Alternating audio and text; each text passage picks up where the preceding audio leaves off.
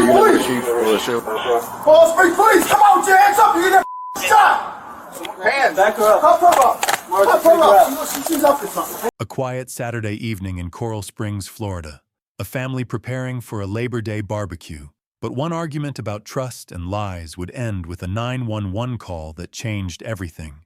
This is the story of Denise Nicole Malcolm, a woman who said she reached her breaking point. Welcome back to Crime Case Confidential, where we dive deep into the cases that shock communities and leave us asking, how did it come to this? Today we're examining a case that reminds us how quickly domestic disputes can turn deadly. In August 2024, what started as preparation for a family Labor Day barbecue in Coral Springs, Florida, ended with a husband dead and a wife facing murder charges. This is the story of Denise Nicole Malcolm, a 46-year-old woman who claimed years of lies and betrayal drove her to the unthinkable. Before we begin, I want to remind viewers that this case involves real people and real tragedy. We tell these stories not to sensationalize, but to understand and learn. If you or someone you know is struggling with domestic issues, help is available. Now let's examine what happened on that August evening that changed two families forever. This woman told detectives she found out her husband was cheating on her, so she killed him. And the report says after a heated argument, that's when those shots went off, and this woman is now in jail on no bond. Background and setting: the Malcolm family life.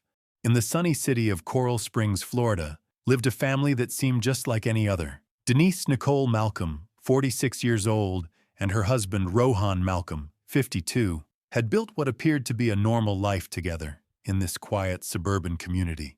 Coral Springs is known as a safe, family-friendly place. It's the kind of city where neighbors know each other, where kids ride their bikes on tree-lined streets, and where families gather for backyard barbecues on holiday weekends. Located in Broward County, about 20 miles northwest of Fort Lauderdale, it's home to about 130,000 people who chose to live there for its peaceful atmosphere and good schools. The Malcolm family lived in a home in the 10,500 block of Northwest 43rd Street, the type you see throughout the neighborhood. Single-story houses with driveways, small front yards, and the promise of quiet family life. From the outside, everything looked perfectly normal. Rohan Noel Malcolm brought an interesting background to their American story. He had worked as an employee for the Jamaica Observer, one of Jamaica's most important newspapers. This position reflected his background in the media industry and showed his connection to Jamaica's news and information sector. The couple shared their home with 14-year-old twin sons, two boys who would soon become central to this tragic story in ways no one could have anticipated. Their presence filled the house with the typical sounds of teenage life: conversations around the dinner table, television shows in the evening, music playing in bedrooms, and the daily routines that transform a house into a home. The neighborhood where they lived embodied the American dream that draws so many families to places like Coral Springs. Children could play outside safely, parents could take evening walks without fear, and families could leave their windows open on pleasant days. It was a community built on trust, where serious crimes were rare enough to shock everyone when they occurred. At 46, Denise was navigating what many consider the stable middle years of life, a time when routines are established and relationships have found their rhythm. Her marriage to Rohan appeared solid from the outside, and no neighbor would have suspected the serious problems festering behind their front door. Rohan, at 52, had accumulated rich life experiences, including his journalism career in Jamaica before choosing to make Florida his home. Like so many immigrants, he was pursuing the same peaceful life and opportunities that attracted countless other families to Coral Springs. On the surface, the Malcolms lived the kind of life many people dream about: a home in a safe community, a growing family, and what appeared to be their version of the American dream. Their neighborhood was filled with similar families, people working regular jobs, raising children, and looking forward to holidays and family gatherings. As August 2024 drew to a close and Labor Day weekend approached, the The Malcolm family was doing exactly what millions of other American families were doing, planning a barbecue. They discussed food shopping, considered which friends and family members to invite, and anticipated a relaxing holiday weekend. But beneath this picture of suburban normalcy, serious problems had been brewing for years. Sometimes the most ordinary-looking families hide the deepest fractures. Sometimes the quietest neighborhoods become stages for the most shocking tragedies. And sometimes, a simple shopping trip for a family barbecue becomes the catalyst for events that shatter lives forever. This was about to be the reality for the Malcolm family in Coral Springs, Florida, a day that would begin like countless others, but end in a way that would change everything irreversibly. The day of the incident, August 31st, 2024, Saturday, August 31st, 2024, dawned like any other late summer day in Coral Springs, Florida. The sun painted the suburban streets in golden light as families across the neighborhood made their final preparations for the upcoming Labor Day weekend. For most residents, this represented a time to relax, reconnect with family, and savor the last moments of summer vacation. In the Malcolm house on Northwest 43rd Street, the morning likely unfolded with familiar weekend rhythms. The 14-year-old twin boys probably slept in late, as teenagers are prone to do on Saturday mornings, while Denise and Rohan Malcolm contemplated their plans for the holiday weekend ahead. Following the same ritual as millions of other American families preparing for Labor Day, Denise and Rohan decided to go shopping for their barbecue. This seemed like the most natural, joyful thing to do, joining the weekend migration to grocery stores, where families selected hamburgers and hot dogs, gathered chips and drinks, and mentally planned their guest lists for backyard gatherings. The couple left their home together, walking through store aisles and likely discussing what food to purchase and which friends and family members might join their celebration. To any observer, they appeared to be just another married couple preparing for a family gathering. No one in the store could have imagined that this ordinary shopping expedition would become connected to such an extraordinary tragedy. Their shopping trip proceeded normally. They selected the food they needed, paid for their groceries, and headed home with bags likely containing all the traditional barbecue supplies: hamburger meat, buns, potato salad ingredients, and cold drinks perfect for a hot Florida afternoon. However, when Denise and Rohan returned home from their shopping expedition, something fundamental shifted. The atmosphere between them began to transform from the normal, everyday feeling of holiday preparation into something far more ominous and frightening. At some point after arriving home, Rohan made an announcement that would trigger a chain of events leading to tragedy. He informed Denise that he planned to go out with friends. To most couples, this might seem unremarkable. Spouses often maintain separate plans, especially on weekends. But for Denise Malcolm, this announcement felt like something much more sinister.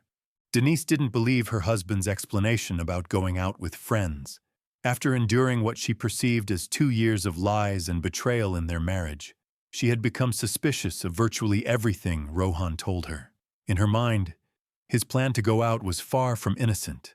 The word friends likely rang hollow to Denise's ears. She may have suspected he was planning to meet another woman rather than the friends he claimed to be seeing. For someone who had been grappling with trust issues in their marriage for 2 years, this announcement felt like another lie in an already lengthy catalog of deceptions. What began as suspicion rapidly escalated into anger, and anger quickly transformed into a heated confrontation. Denise challenged Rohan about his plans to go out. She made it clear that she didn't believe his story and expressed exactly how she felt about what she perceived as yet another betrayal. The argument that erupted was not a brief disagreement lasting mere minutes. According to police reports, this fight continued for an extended period, somewhere between 45 minutes and a full hour. Imagine the intensity of an argument that sustains itself for that duration. Voices probably grew progressively louder, words likely became increasingly cruel, and the tension within the house probably thickened with each passing moment. Throughout this prolonged argument, their 14-year-old twin sons remained in the house, trying to maintain some semblance of normalcy. One boy was in his bedroom, eating Chinese food and listening to music, probably attempting to drown out the increasingly volatile fight between his parents, as many children do when confronted with parental conflict. The other twin was elsewhere in the house, perhaps in the living room, equally trying to escape the growing storm. As the argument stretched on, Denise Malcolm reached what she would later describe to police as her breaking point. She told investigators that she was at her wits' end with what she characterized as Rohan's lies and deceit. After 45 minutes to an hour of heated arguing, something inside her fundamentally snapped. In a moment of rage that would irrevocably alter multiple lives, Denise Malcolm made a decision from which there would be no return. She left the argument and walked deliberately to her bedroom, where she went to her bedroom closet and retrieved a pistol she kept stored there. This was not an impulsive grab for a weapon in the heat of passion. Denise had to take several calculated steps, locate the gun, remove it from its storage place, and load a round into the chamber. Each action represented a conscious choice that moved her closer to an irreversible act of violence. With the loaded weapon in her hands, Denise Malcolm walked back toward the ongoing conflict. She positioned herself in the doorway, facing her husband Rohan, the man she had married, the father of her twin sons, the person with whom she had gone shopping for their family barbecue just hours earlier. What happened next would change everything forever. Standing in the doorway of Rohan's bedroom with the loaded pistol in her hands, Denise Malcolm made a choice that could never be undone. She pulled the trigger not once, but multiple times. The sound of gunshots filled the house where their twin sons were attempting to live their normal teenage lives. Somewhere in the house, the shopping bags from their Labor Day barbecue trip probably still sat unpacked, filled with food that would never be cooked and shared with family and friends. The argument that had begun over Rohan's announcement about going out with friends had concluded in the most tragic way imaginable. In a matter of hours, a family preparing for a holiday celebration had been destroyed by violence, setting in motion events that would forever alter the lives of everyone involved. The shooting and 911 call. Keep coming out! Keep coming out! Turn away from me! Turn away from me! Back! Who's inside? Who's got a gun? Who's got a gun? Hands! Back her up! Cuff her up! Cuff her up! You know, she's up to something. They call people on. The gunshots that erupted in the Malcolm house on Northwest 43rd Street created a terrible moment that would forever divide the lives of everyone inside into before and after. What had begun as a family preparing for a Labor Day barbecue had transformed into an unthinkable tragedy that would haunt those who survived it. When Denise Malcolm pulled the trigger, the sound was explosive and terrifying. In a house where two 14-year-old boys were simply trying to live their normal teenage lives, the sudden blast of gunfire must have been both shocking and bewildering. Sounds that didn't belong in their world of homework, video games, and weekend plans. One of the twin sons was still in his bedroom, eating Chinese food and listening to music through his headphones. The music might have initially muffled the first gunshot, making it sound unclear or distant. But there wasn't just one shot. There were multiple gunshots, 2 or 3 loud explosions that reverberated through the house with unmistakable menace. The other twin brother was sitting on the couch in the living room when the terrifying sounds reached him. These weren't the familiar household noises children learn to ignore, the closing of doors, the murmur of television, or the ordinary conversations of daily life. These were gunshots, and even a 14-year-old would instinctively recognize that something was catastrophically wrong. In those first moments of confusion and terror, one of the twin sons demonstrated remarkable courage and presence of mind. Rather than freezing in panic or denial, this brave 14-year-old boy immediately understood what needed to be done. He called 911 to report the loud bangs he had heard echoing through his home. Consider the immense weight of that moment for a child. Hands probably trembling, heart racing so fast that thinking becomes difficult, uncertain about exactly what those sounds were, but knowing they were wrong and that help was desperately needed. Yet he found the strength to make that crucial call. The 911 call came in around 6:32 in the evening. When the emergency operator answered, the young boy had to find words to explain an inexplicable situation. He reported the loud bangs he had heard coming from inside his house, simple words that carried the weight of a family's destruction. The emotional burden of making that call is almost impossible to imagine. This child was reporting sounds that might involve his own father, though he couldn't be certain exactly what had happened or who was responsible for the shooting. All he knew was that he had heard gunshots and that someone needed immediate help. While one twin was making this life-saving call from the relative safety of the garage, his brother remained inside the house, probably frightened and confused by the sudden violence that had invaded their home. Emergency services were being summoned, and help was on the way, but the nightmare was not yet over. According to police reports, while the 911 call was still in progress, Denise Malcolm fired one additional shot. This final gunshot came several minutes after the initial ones, occurring while her son was on the phone with emergency services, desperately trying to secure help for his family. Later, during her interview with police detectives, Denise Malcolm would make a chilling admission about this final shot. She told police that she recognized this sound as different from the others because she knew it was the fatal shot, the one that killed her husband. After that final deadly gunshot, both twin boys were able to safely exit the house. The brother who had placed the 911 call from the garage was already in a secure location. The other brother, who had been inside during the shooting, also managed to escape from the house safely. These two 14-year-old boys had just experienced something no child should ever endure. They had heard their mother shoot their father multiple times. One had been forced to call 911 about his own parent being shot. Both had to flee from their own home because it had become a crime scene soaked in violence and death. When the Coral Springs Police Department received the 911 call reporting a shooting, they responded with the urgency such calls demand. Police officers and emergency medical services rushed to the house on Northwest 43rd Street, their sirens wailing and lights flashing as they raced toward a scene that would challenge even experienced first responders. Upon arrival at the Malcolm house, the responding officers discovered a heartbreaking scene of domestic violence turned fatal. Rohan Malcolm lay on the bedroom floor, bleeding from multiple gunshot wounds. Paramedics immediately attempted to save his life, but their efforts proved futile. The husband and father who had gone shopping for a family barbecue just hours earlier was dead. Denise Malcolm remained at the house when police arrived. She made no attempt to flee or conceal what she had done. The gun she had used to kill her husband was likely still nearby, serving as stark evidence of the crime that had just shattered a family. The police officers who responded to the 911 call faced the complex task of piecing together what had transpired.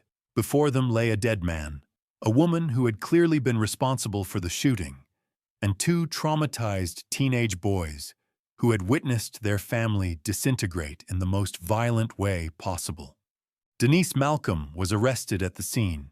She was handcuffed and taken into custody while crime scene investigators began their methodical work of documenting the tragedy. The house that had been filled with plans for a Labor Day barbecue was now occupied by police officers, detectives, and medical examiners processing a murder scene.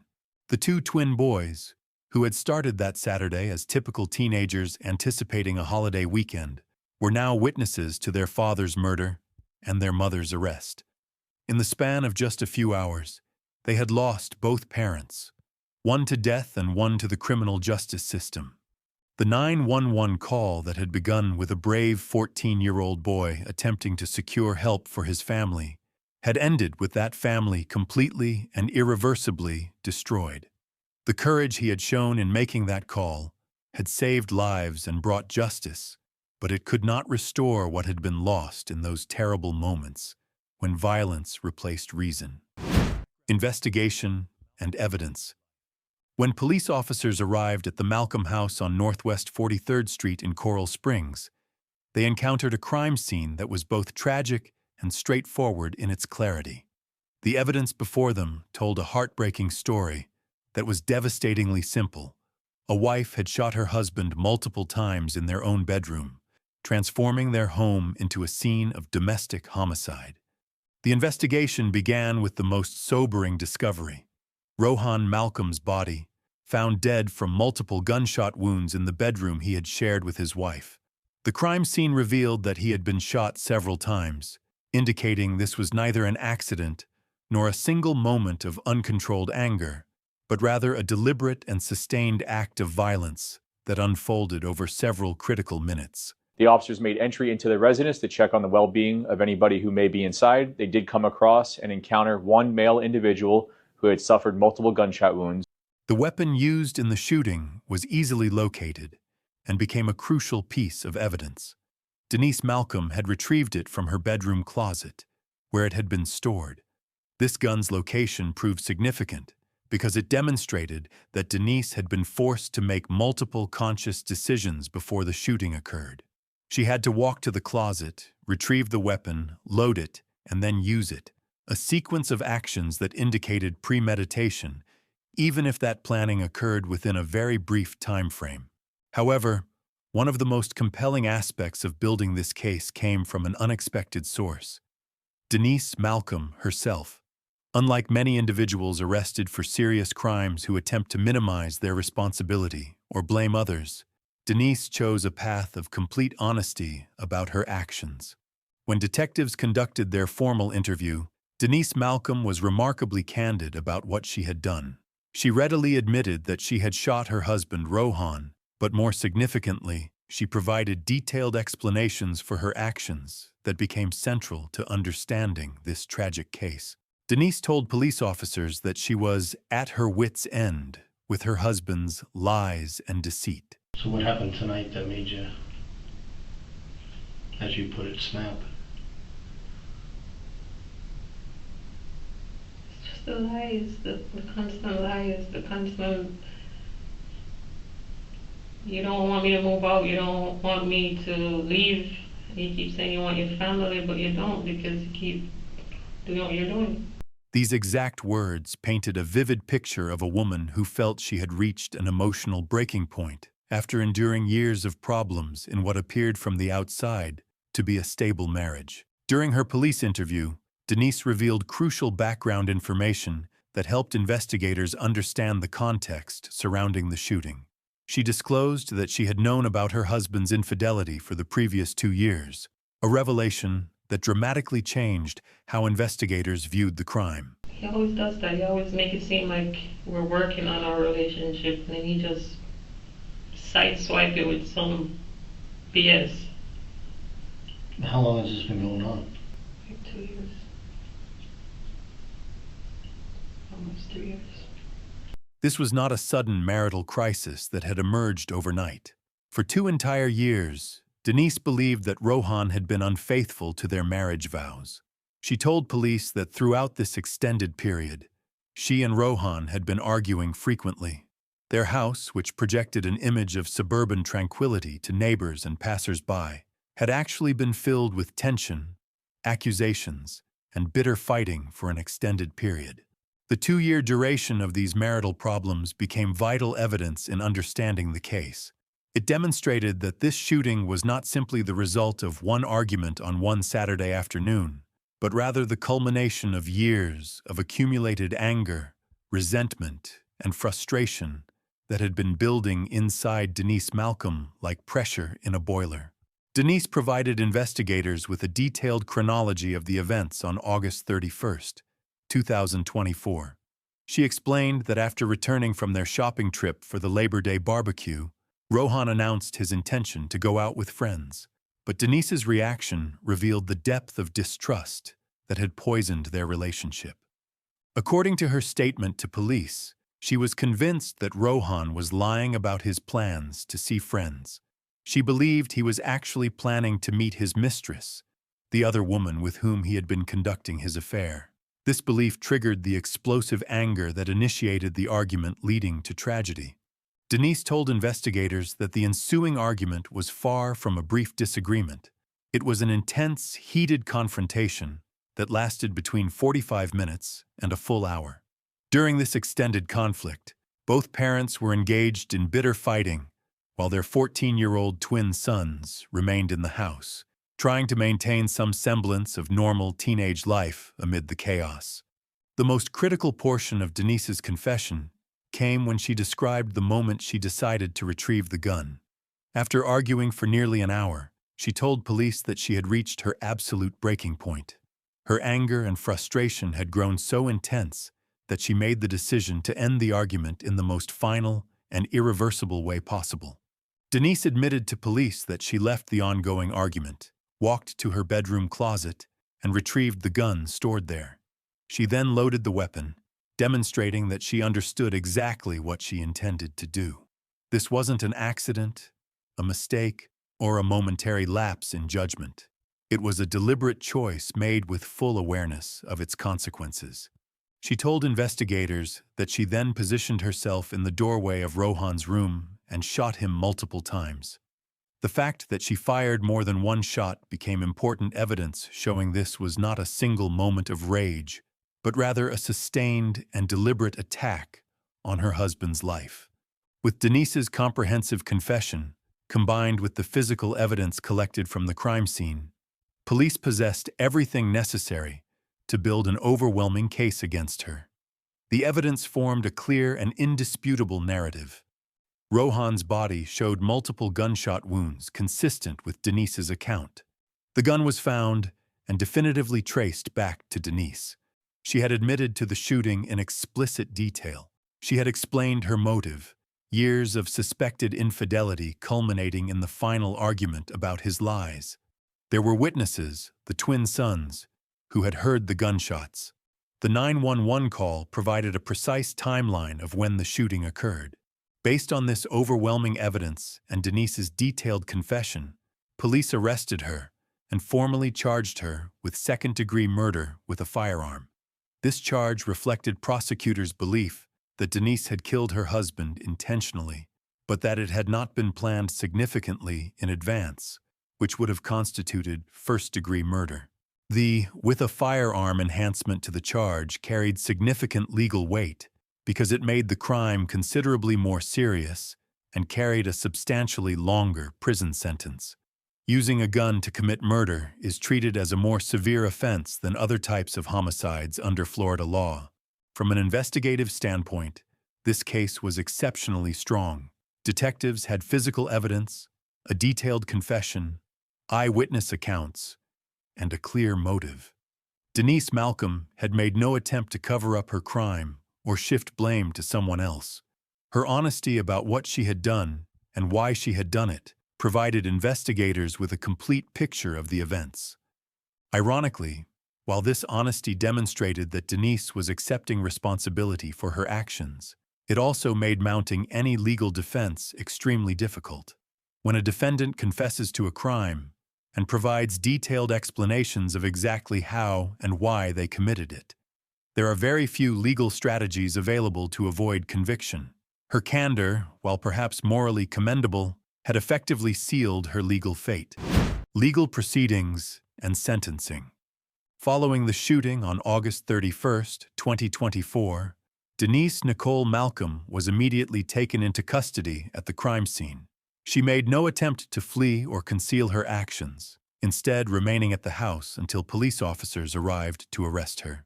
This decision to stay and face the consequences of her actions would become characteristic of her approach throughout the legal proceedings that followed. The arresting officers were required to read Denise her Miranda rights and explain the serious charges she would face. Based on the overwhelming evidence they had gathered at the scene and her own detailed confession, Denise Malcolm was formally charged with second-degree murder with a firearm, one of the most serious felonies under Florida law. The second-degree murder designation was significant because it indicated that prosecutors believed Denise had killed her husband intentionally, but without extensive premeditation. Had they concluded that she had planned the murder well in advance, she would have faced the even more serious charge of first-degree murder, which carries the possibility of life imprisonment without parole, or even the death penalty in Florida. The with a firearm enhancement to the charge carried crucial legal implications. Under Florida's criminal statutes, Using a gun to commit a crime substantially increases the potential punishment. This enhancement meant that Denise would face a significantly longer prison sentence than someone who committed murder without using a weapon, reflecting the state's recognition that firearms make violent crimes more dangerous and deadly. After her arrest, Denise was transported to jail to await her legal proceedings. This period between arrest and resolution can extend for many months or even years, particularly in serious cases involving murder charges. During this time, defendants must cope with the harsh realities of jail life while their legal teams work to understand their cases and develop defense strategies. For Denise, this period of pretrial detention meant living in a jail cell, completely separated from her community, her familiar surroundings, and most painfully, from her 14-year-old twin sons.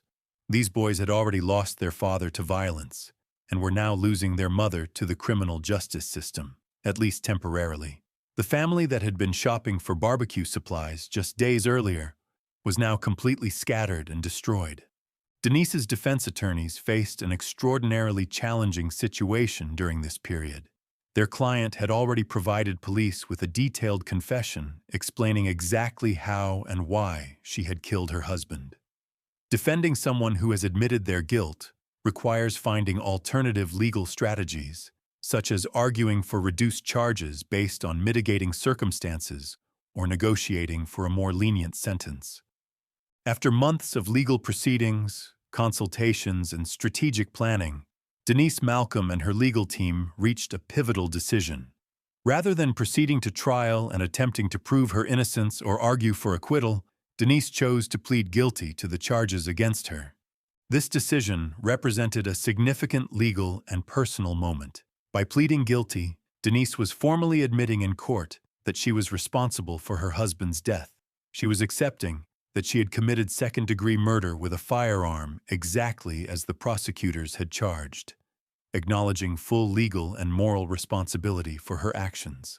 Several factors typically influence a defendant's decision to plead guilty rather than proceed to trial. Sometimes individuals plead guilty because they recognize their responsibility and want to take accountability for their actions. Other times, defendants plead guilty because their attorneys advise them that a trial would likely result in a more severe punishment, making a negotiated plea agreement the more prudent choice. In Denise's case, the evidence against her was overwhelming. She had confessed in detail to police.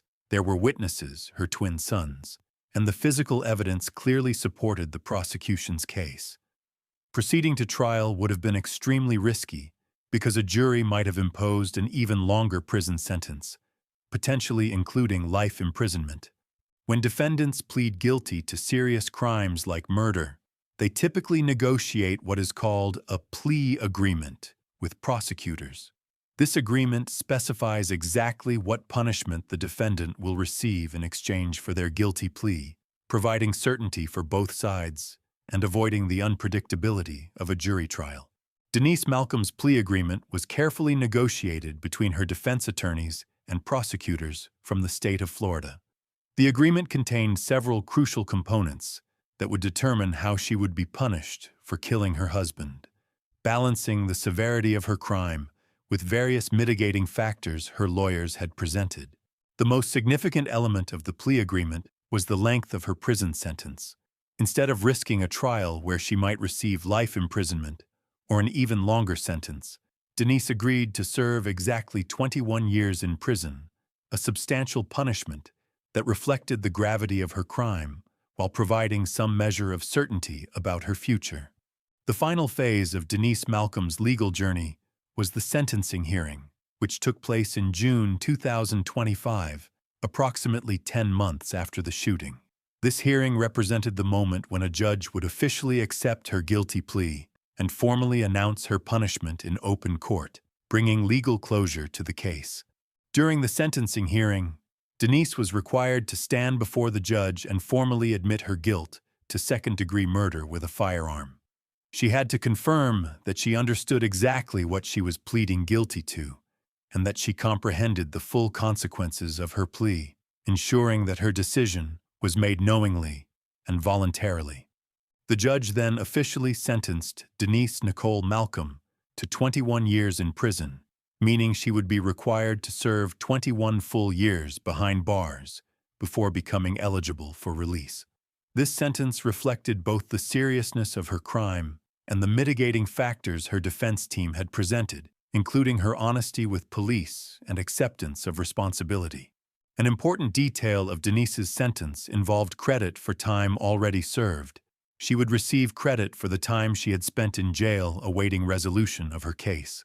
From her arrest in August 2024 until her sentencing in June 2025, Denise had been incarcerated for 285 days, which would be subtracted from her 21-year sentence. This practice is standard in the legal system, ensuring that defendants receive credit for all time spent in custody. In addition to the prison sentence, Denise Malcolm was ordered to pay financial restitution as part of her punishment. Restitution represents money that criminals must pay to help cover costs and damages caused by their crimes, providing some measure of financial accountability for the harm they have caused.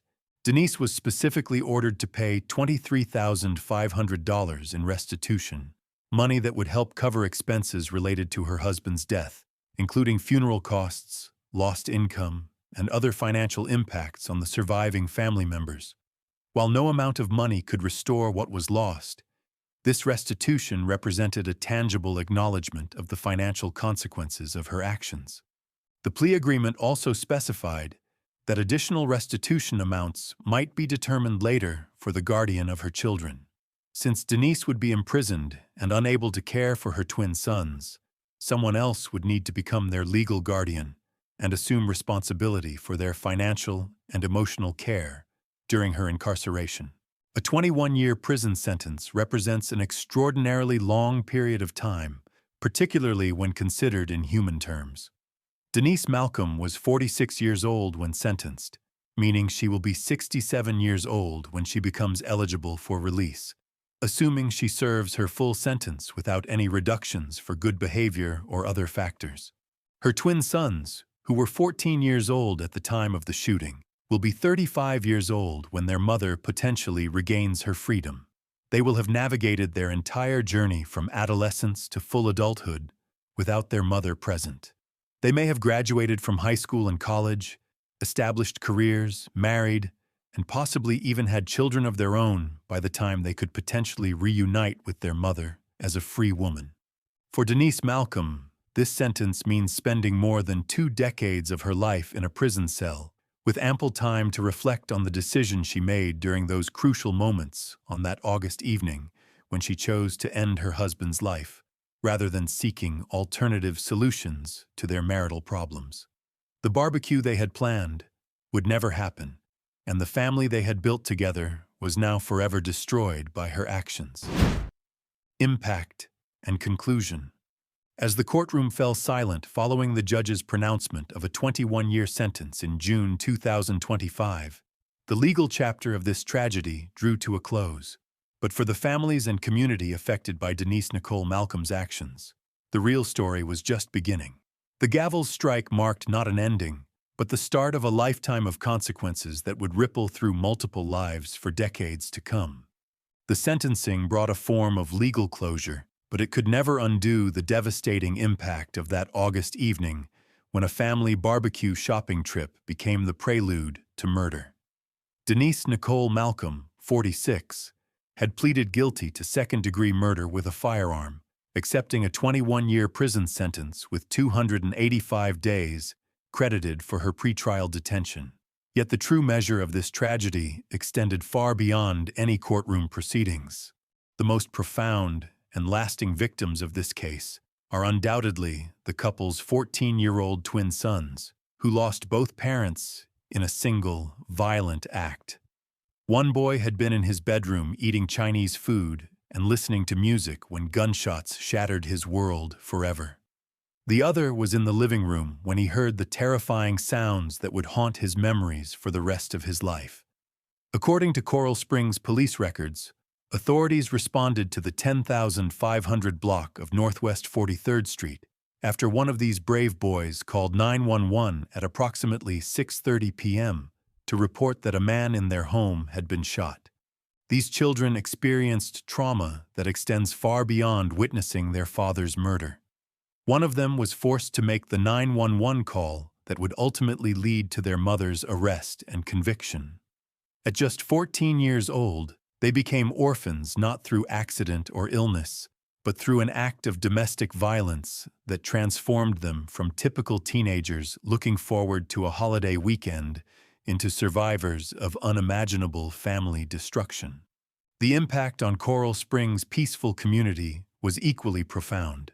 This neighborhood, known for its family-friendly atmosphere and tree-lined streets where children rode bikes and families felt safe, was forced to confront an uncomfortable reality: that domestic violence can escalate to murder even in the most secure-seeming environments.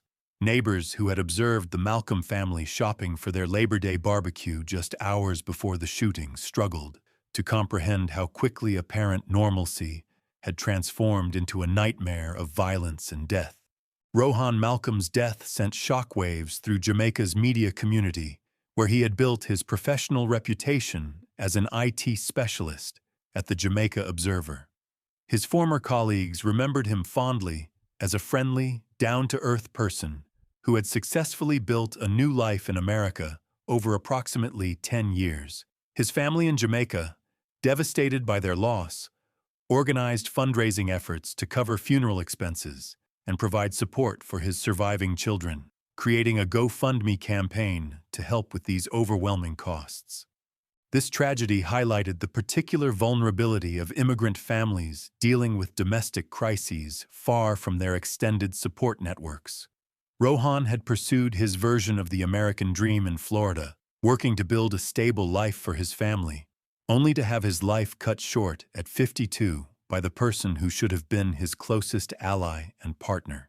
Denise Malcolm's transformation from frustrated wife to convicted murderer serves as a stark reminder of how unchecked anger and resentment can destroy everything in their path. She told investigators that she was at her wits' end with his lies and deceit regarding her husband's 2-year affair. While her pain and anger over his infidelity were understandable human emotions, her choice to respond with violence rather than seeking help through counseling, legal separation, or divorce transformed her from a victim of betrayal into a perpetrator of murder. The court's decision to accept her guilty plea and impose a 21-year sentence reflects both the gravity of her actions and the legal system's recognition that while her emotional state may have been a mitigating factor, it could never justify taking another person's life. She will be 67 years old when eligible for release, having missed her son's entire journey into adulthood. These children will graduate from high school, attend college, potentially marry, and perhaps have children of their own, all while their mother serves time for killing their father. This tragic case offers several critical lessons about domestic violence, anger management, and the importance of seeking help before emotions turn deadly.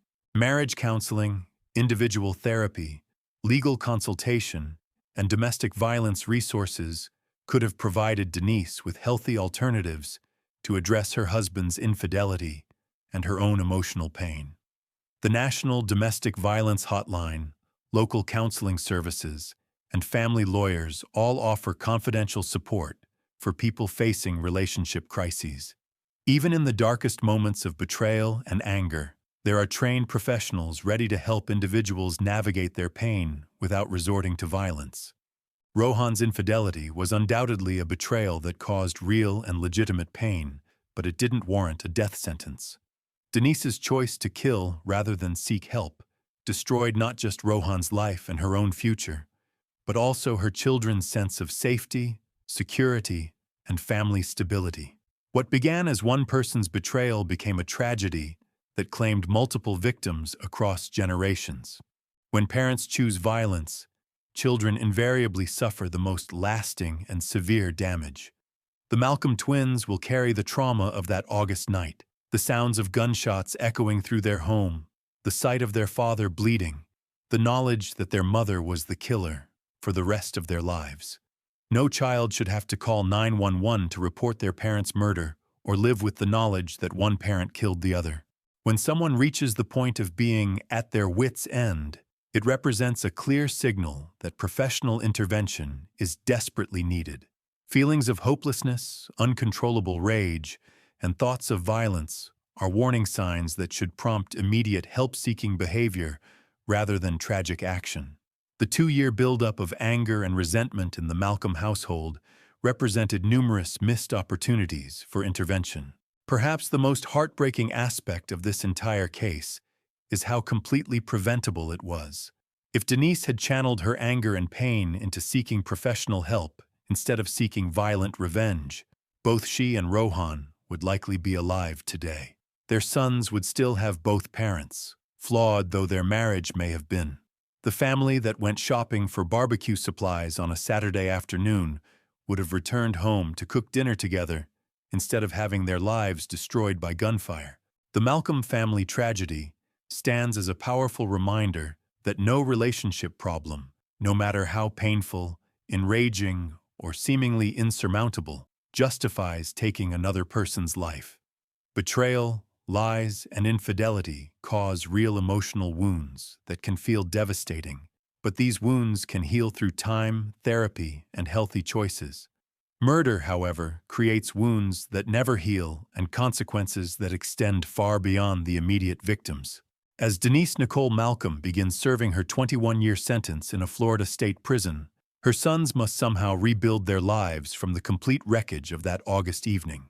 They face the enormous and ongoing challenge of processing their father's violent death, their mother's imprisonment for his murder, and their own survival of trauma that no child should ever endure. These boys now live with a guardian, supported in part by the restitution Denise must pay, $23,500 plus additional amounts determined by the court. However, no amount of money can restore what was truly lost. No financial settlement can bring back their father or give them back their mother during their crucial formative years. No restitution can erase the memories of gunshots, blood, and the moment their childhood ended forever. The community of Coral Springs, too, must grapple with the reality that domestic violence can erupt into murder even in the safest neighborhoods. This case serves as a sobering reminder that behind the facades of suburban normalcy, families may be struggling with serious problems that require professional intervention before they escalate to tragedy. For Rohan's family in Jamaica, the grief is compounded by distance and the knowledge that his life was taken not by a stranger or accident, but by his own wife, someone they had welcomed into their family.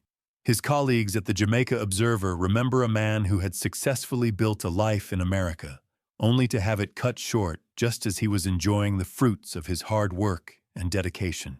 This case serves as both a profound tragedy and an urgent warning to families everywhere.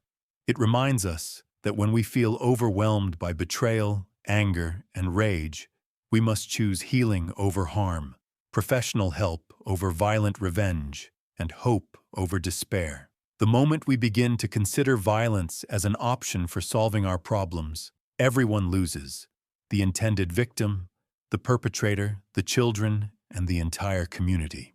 The Malcolm family's story demonstrates that there are always alternatives to violence, no matter how desperate the situation may seem. Divorce, while painful, allows both parties to live and potentially find happiness elsewhere. Counseling, while difficult, can help individuals process their anger and betrayal in healthy ways. Legal separation provides space for healing without destroying lives permanently. Denise Malcolm's choice to pick up a gun instead of picking up a phone to call a counselor, lawyer, or domestic violence hotline transformed her from a betrayed wife into a convicted murderer.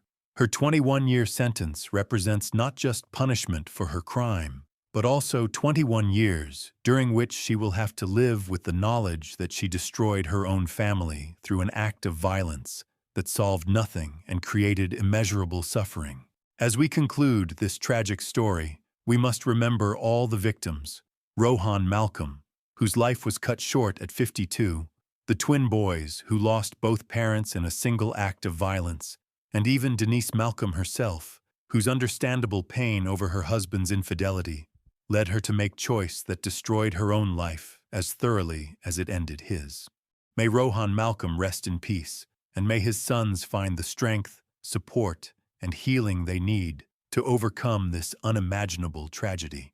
May their story serve as a lasting reminder that there are always better choices than violence, and that seeking help in times of crisis is not a sign of weakness, but of wisdom and strength. In memory of what was lost, and in hope for what can still be saved, let this case stand as a testament to the truth that love should build families, not destroy them, and that even in our darkest moments, there is always a path forward that doesn't require us to become the very thing we fear most. The Malcolm family tragedy serves as a stark reminder that when rage takes control, everyone loses. If you or someone you know is struggling with domestic issues, please reach out for help. The National Domestic Violence Hotline is available 24/7 at 1-879-97233, and local counseling services are just a phone call away. What are your thoughts on this case? Could this tragedy have been prevented if Denise had sought professional help instead of turning to violence? Share your perspective in the comments below, but please keep the discussion respectful, as this involves real families who are still healing from this trauma. If you found this case analysis informative, please hit that like button and subscribe to Crime Case Confidential for more in-depth examinations of cases that shock communities and challenge our understanding of human behavior. Ring the notification bell so you never miss our latest investigations. And remember, behind every crime statistic is a real human story. We tell these stories not to sensationalize tragedy, but to understand, learn, and hopefully prevent future violence.